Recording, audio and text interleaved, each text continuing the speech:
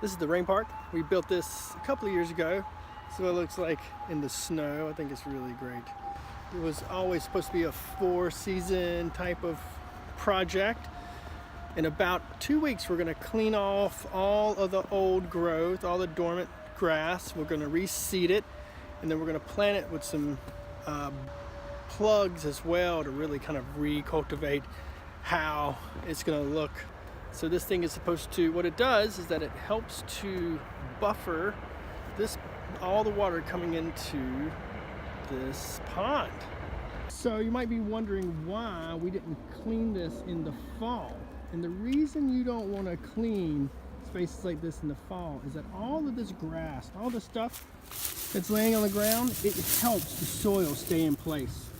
And that's really important for an ecological value as well. Like, it actually helps the soil stay nice and wet and moist through the winter, because even though plants are in dormancy, their roots may not be as much in dormancy, so allowing them to still get water is really helpful. So this kind of matted grass will help it stay nice and wet.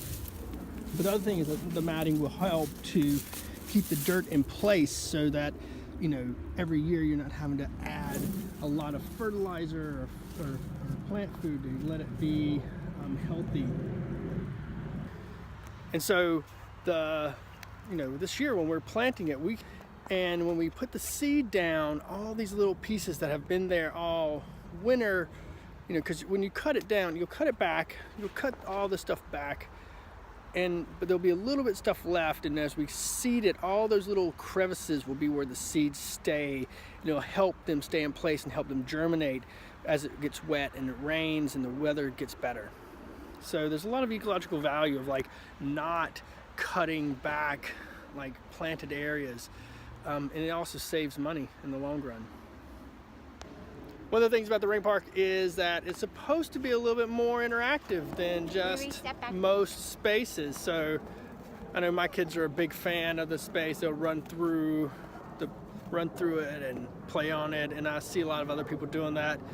There's a little bit of a balancing act you have to do with everything that's planted here and the amount of foot traffic it gets, but I think that it being an attraction, it being somewhere to play in and to explore, it's a really added value. I mean, in the end, this is a piece of green infrastructure. The whole goal is to manage stormwater in a better way. So the idea that people are attracted to it and want to like look in and run around on it, that's just added value. I mean, not many people are thinking about, oh, how can I run around on a piece of infrastructure? And yet this actually invites you to do it.